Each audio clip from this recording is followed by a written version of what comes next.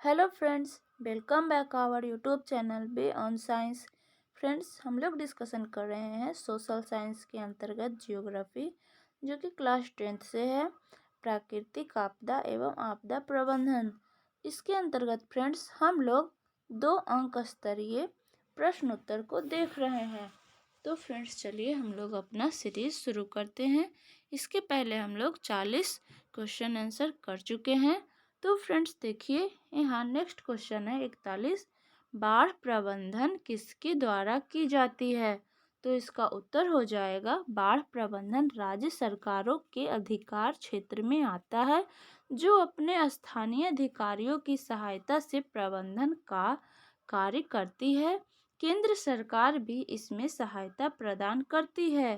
Question number 42 है, बाढ़ कैसे आती है, स्पष्ट करें।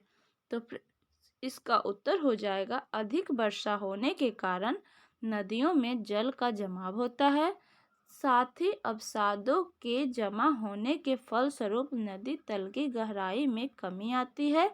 नदी तल भरने के कारण जल का स्तर धीरे धीरे ऊपर उठता है और नदी के तटबंधों पर दबाव बढ़ता जाता है। फलतः तटबंध टूट जाते हैं और नदी का जल विभिन्न क्षेत्रों में फैल जाता है, जिससे बाढ़ आती है। आगे दिया हुआ फ्रेंड्स, बाढ़ से बचाव के सुझावों को लिखें। तो इसका उत्तर हो जाएगा फ्रेंड्स, हाथों से स्ट्रेचर बनाना। इससे 2 व्यक्ति एक दूसरे की कलाई पकड़कर अस्थायी स्ट्रेचर बना सकते हैं। दूसरा है फ्रेंड्स, ऊपरी कपड़ों द्वारा स्ट्रेचर बनाना। कमीज आदि का प्रयोग कर कपड़ों के दोनों तरफ डंडे डालकर एक स्ट्रेचर बनाकर घायल व्यक्ति को उठाकर एक स्थान से दूसरे स्थान पर ले जाया जा सकता है। तीसरा है फ्रेंड्स, तैरने के लिए पीपों का प्रयोग किया जाता है। चौथा है, ट्यूब में हवा भरकर भी तैरने का प्रयोग होता है। नेक्स्ट है फ्रेंड्स, केले के पेड़ के तनों का प्रयोग भी बचाव के लिए किया जाता है। नेक्स्ट क्वेश्चन है फ्रेंड्स, बिहार में बाढ़ आने के 4 कारणों को लिखिए। तो इसका उत्तर हो जाएगा, बिहार में बाढ़ आने के कारण निम्न हैं। पहला है, उत्तरी बिहार में हिमालय से निकलने वाली नदियों में अपार जल राशि के कारण बाढ़ आती है। दूसरा है, नदियों में सिल्ट के जमने से तले की गहराई कम हो जाती है। तीसरा है, बिहार में नदी का मार्ग परिवर्तित करते रहती है। चौथा है, उत्तर बिहार के मैदानी भागों की छोटी छोटी नदियां भी अतिवृष्टि से जल प्लावित होकर बाढ़ का दृश्य उत्पन्न करती है। नेक्स्ट क्वेश्चन दिया हुआ है, बाढ़ के कारण एवं सुरक्षा संबंधी उपाय का वर्णन करें। तो इसका उत्तर हो जाएगा, बाढ़ एक प्राकृतिक आपदा है जिसके कारण अधिक संख्या में जान माल का नुकसान होता है। बाढ़ के निम्नलिखित कारण है। पहला है, नदी में अधिक मात्रा में जल के पहुंचने से बाढ़ आती है। वर्षा जल के साथ नदी की घाटी में मिट्टी के जमा होने से बाढ़ आती है। तीसरा है, वनस्पतियों की कटाई के कारण बाढ़ आती है। क्वेश्चन चौथा है, कमजोर तटबंध टूटने से बाढ़ आती है। बाढ़ से सुरक्षा संबंधी निम्न उपायों को किया जा सकता है, जिसमें पहला है, बाढ़ की सूचना प्राप्त होते ही उस क्षेत्र के लोगों को हटा देना चाहिए। दूसरा है, बाढ़ पूर्व की दवा, खाद्य एवं पेयजल की सुविधा उपलब्ध कर लेनी चाहिए। तीसरा है, नदियों के तटबंधों का नियमित मरम्मत कार्य होते रहना चाहिए। चौथा है, सरकारी एवं गैर सरकारी संगठनों द्वारा राहत कार्य किया जाना चाहिए। चौथा है, मानव समाज को इस दिशा में जागरूक करने की आवश्यकता है। क्वेश्चन नंबर 46 है, बिहार में बाढ़ की स्थिति का वर्णन करें। तो इसका उत्तर हो जाएगा, बिहार के उत्तरी भाग में हिमालय से निकलने वाली नदियां यथा कोसी, गंडक, महानंदा आदि द्वारा प्रतिवर्ष बाढ़ लाया जाता है, जिसमें मानव जीवन, पशु जीवन एवं फसलों को अपार क्षति पहुंचती है। यही कारण है कि कोसी को बिहार का शोक कहते हैं। नेक्स्ट क्वेश्चन दिया हुआ है, 3 प्रमुख बांध का नाम लिखिए। तो इसका उत्तर हो जाएगा भागड़ा बांध, भागड़ा नागल बांध, रिहंड बांध, कोसी बांध। क्वेश्चन नंबर 48 है, भूस्खलन क्या है।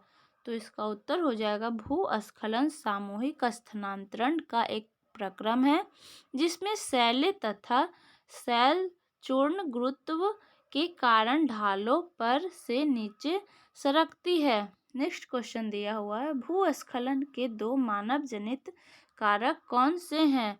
तो इसका उत्तर हो जाएगा वनों की कटाई, दूसरा खनन तथा उत्खनन। 50 है, भूस्खलन जैसी समस्या कब उत्पन्न होती है। तो इसका उत्तर हो जाएगा हिमालय प्रदेश में विकास कार्यों में लगातार हो रही वृद्धि तीव्र ढाल पर अवस्थित चट्टानों को कमजोर बना देती है और उन्हीं चट्टानों के टूटने से भूस्खलन जैसी समस्या उत्पन्न होती है। 51 है, हिमस्खलन क्या है, इसका प्रभाव किन किन राज्यों में पड़ता है। तो इसका उत्तर हो जाएगा कुछ नदियों का स्रोत हिमच्छादित होता है। बर्फ के बहुत अधिक मात्रा में पिघलने से नदियों में अचानक बहुत अधिक पानी बहने लगता है। मैदानी भागों में बहाव में अवरोध होने पर यह किनारों को तोड़कर अगल बगल के क्षेत्रों को जलमग्न कर देता है। आगे है फ्रेंड्स, हिमाचल प्रदेश उत्तराखंड राज्य इसके प्रभाव में रहता है। क्वेश्चन नंबर 52 है, भूस्खलन के कितने रूप होते हैं। तो इसका उत्तर हो जाएगा भूस्खलन कई रूपों में होते हैं जिसमें प्रमुख है पहला शैल अथवा मृदा अपतन, इसमें अचानक टूटकर स्थानांतरित हो जाती है। दूसरा है संपर्ण, इसमें बड़े शैल टूटकर गतिमान होकर तेजी से गिरते हैं। तीसरा है प्रवाह, इसमें लगातार शैलों का गिरना लंबे समय तक जारी रहता है। चौथा है वर्षा के पानी के साथ मिट्टी और कचरे का नीचे आना। नेक्स्ट क्वेश्चन है फ्रेंड्स 53, संचार उपग्रह के क्या कार्य हैं। तो इसका उत्तर हो जाएगा संचार उपग्रह अंतरिक्ष में स्थापित रेडियो रिले स्टेशन कम सेट्सकॉम्स सेटफोन ही हैं।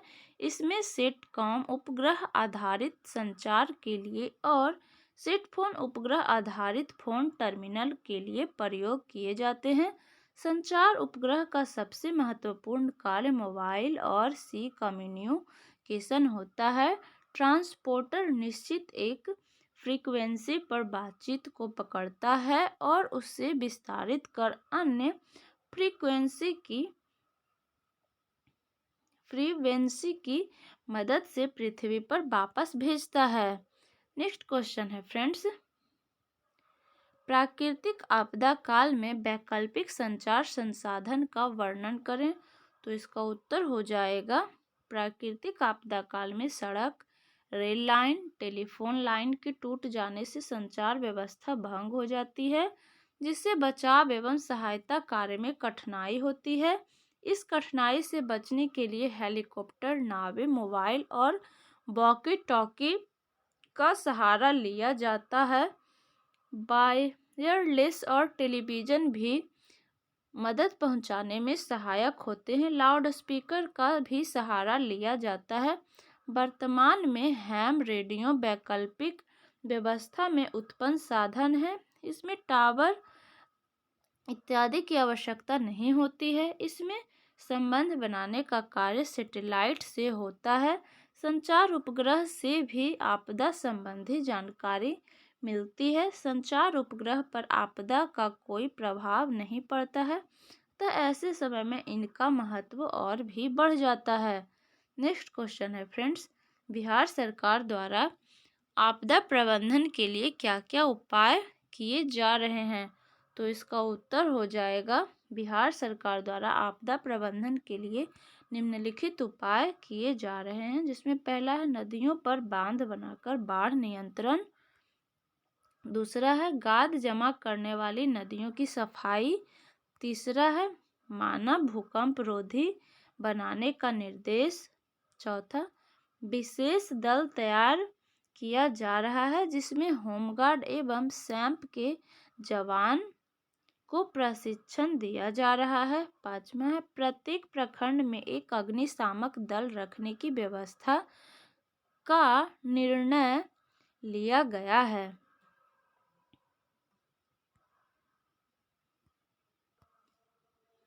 नेक्स्ट क्वेश्चन हम लोग करेंगे फ्रेंड्स, दिया हुआ है जीवन रक्षक आकस्मिक प्रबंधन से आप क्या समझते हैं?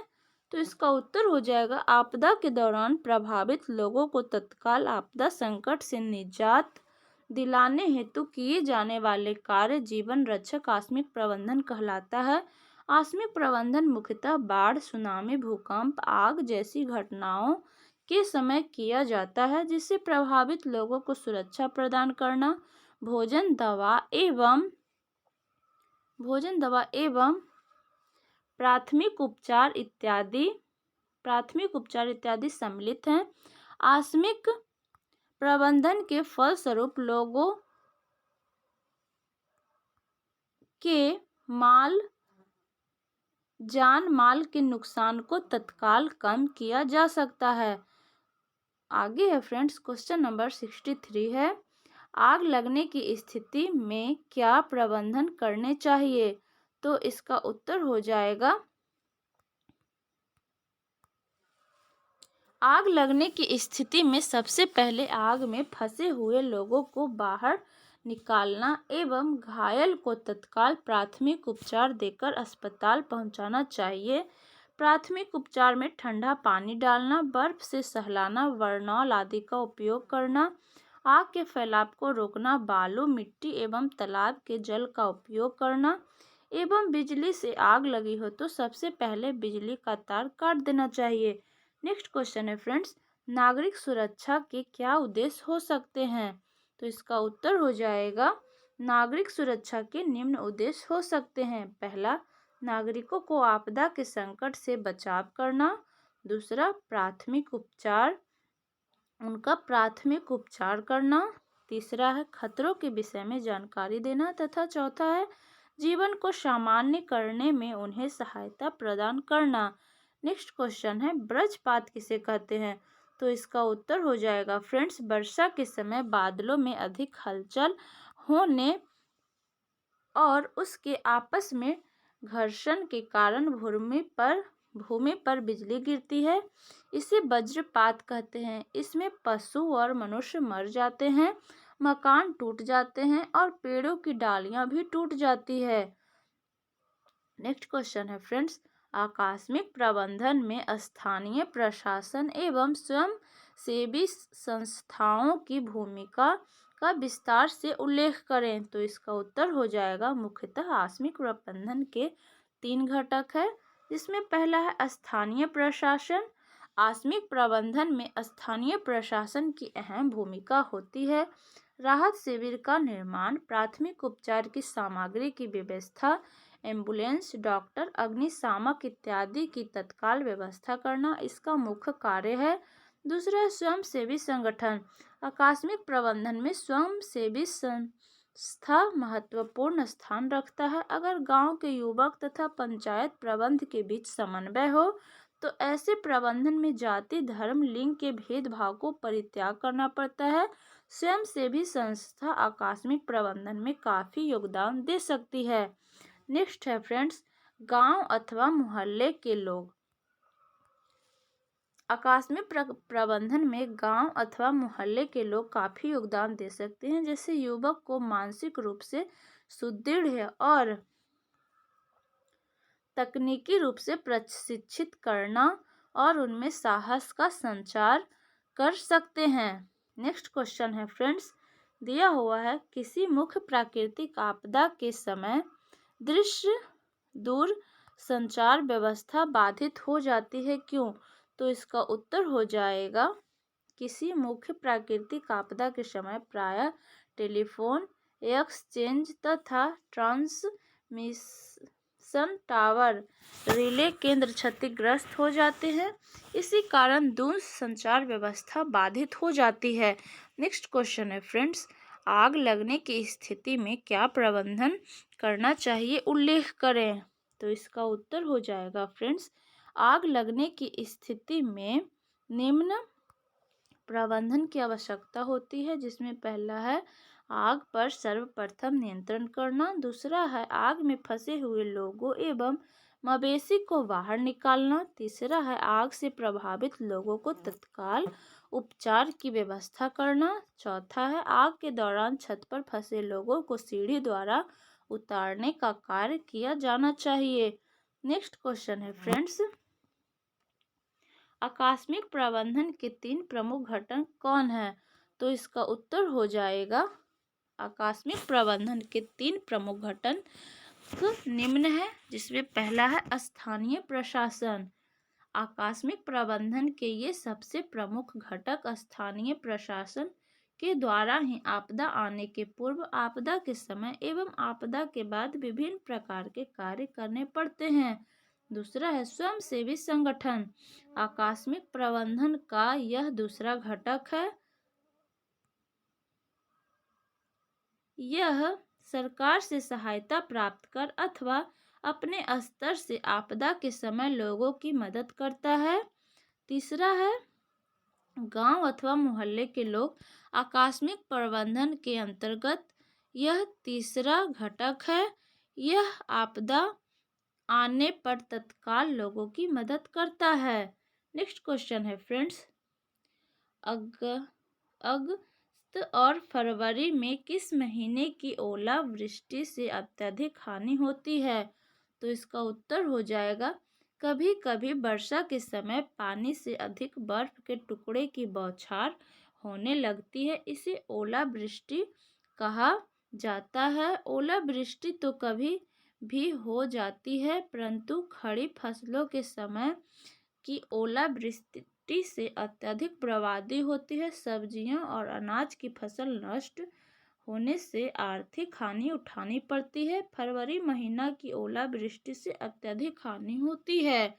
नेक्स्ट क्वेश्चन है फ्रेंड्स, किन राज्यों में समुद्री तूफानों से बाढ़ का प्रकोप होता है। तो इसका उत्तर हो जाएगा, भारत के उड़ीसा, आंध्र प्रदेश का पूर्वी तट और गुजरात का साबरमती, नर्मदा और ताप्ती के मुहाने का क्षेत्र समुद्री तूफानों से बाढ़ का प्रकोप होता रहता है। नेक्स्ट क्वेश्चन है, विश्व का कौन सा क्षेत्र सुनामी से प्रभावित है और क्यों। तो इसका उत्तर हो जाएगा, प्रशांत महासागर के चारों ओर का क्षेत्र ज्वालामुखी पर्वतों से भरा है। इसे अग्नि वलय के नाम से भी जाना जाता है। यह क्षेत्र प्लेट टेक्टोनिक क्रिया से भी अत्यधिक प्रभावित है। यही कारण है कि यह क्षेत्र सुनामी से प्रभावित है। हाल में जापान में आई सुनामी इसका ज्वलंत उदाहरण है। नेक्स्ट क्वेश्चन है फ्रेंड्स, हैम रेडियो के उपयोग पर प्रकाश डालिए। तो इसका उत्तर हो जाएगा, इसे एक मैच्योर के नाम से जानते हैं। इसका प्रयोग गैर वाणिज्यिक परियोजनाओं के लिए किया जाता है, जिसमें संचालन में ऊर्जा की आवश्यकता जेनरेटरों या बैटरियों के द्वारा पूर्ति किया जाता है। हैम रेडियो अंतर्राष्ट्रीय दूरसंचार नियमों के अनुसार कार्य करता है। इसका प्रयोग बड़ी बड़ी प्राकृतिक आपदा वाले क्षेत्रों में किया जाता है।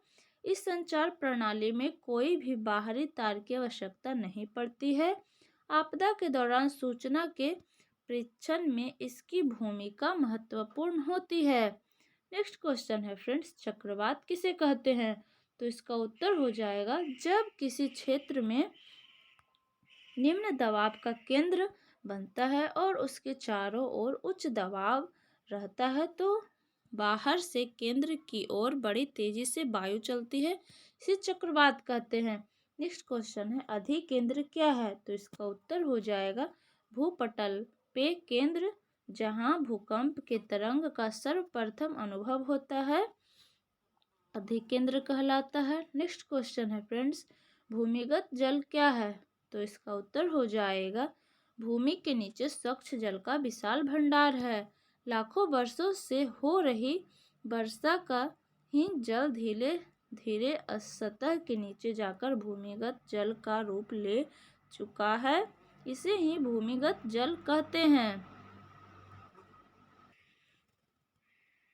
नेक्स्ट क्वेश्चन है फ्रेंड्स, दिया हुआ है भारत में चक्रवात प्रभावित क्षेत्र कौन कौन है? तो इसका उत्तर हो जाएगा भारत में चक्रवात प्रभावित क्षेत्र पूर्वी तटीय भाग, गुजरात का तटीय क्षेत्र एवं अंडमान निकोबार द्वीप समूह है। क्वेश्चन नंबर है 78, ओलावृष्टि किसे कहते हैं? तो इसका उत्तर हो जाएगा वर्षा के साथ साथ बर्फ के टुकड़ों की बौछार को ओलावृष्टि कहते हैं।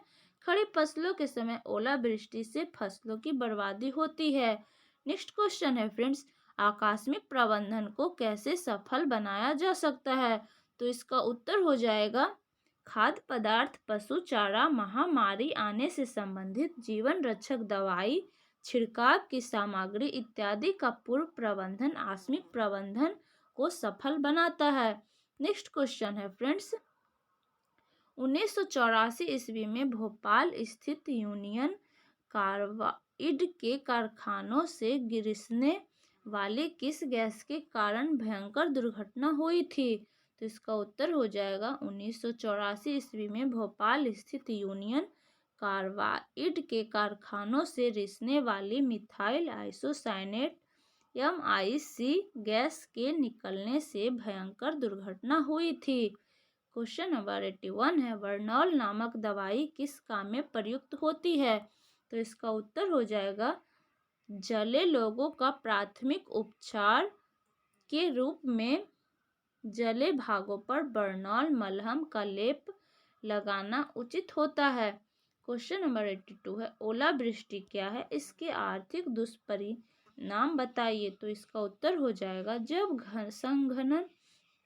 संघनन की क्रिया हिमांक से नीचे संपन्न होती है तब वाष्प हिमकणों के रूप में मटर के आकार से लेकर बड़े बड़े गेंदों के आकार में नीचे गिरता है, इसे ही ओलावृष्टि कहते हैं। इसमें फसल एवं पशुधन की भारी क्षति होती है। खड़ी फसलों के अलावे खेत खलिहान में रखी फसल की भी हानि होती है। नेक्स्ट क्वेश्चन है फ्रेंड्स, मेघ स्फोट क्यों और कहाँ होता है?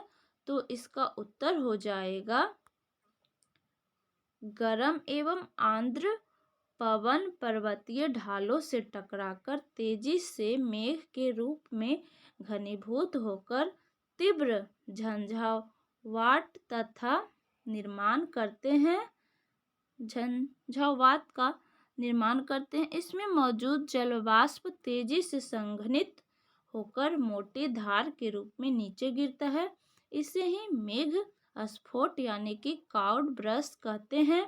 कभी कभी तो यह वर्षा नदी की पतली धारा के समान होती है। 15 से 16 जून 2013 को उत्तराखंड में मेघ स्फोट के कारण हजारों लोगों काल कवलित हो गए।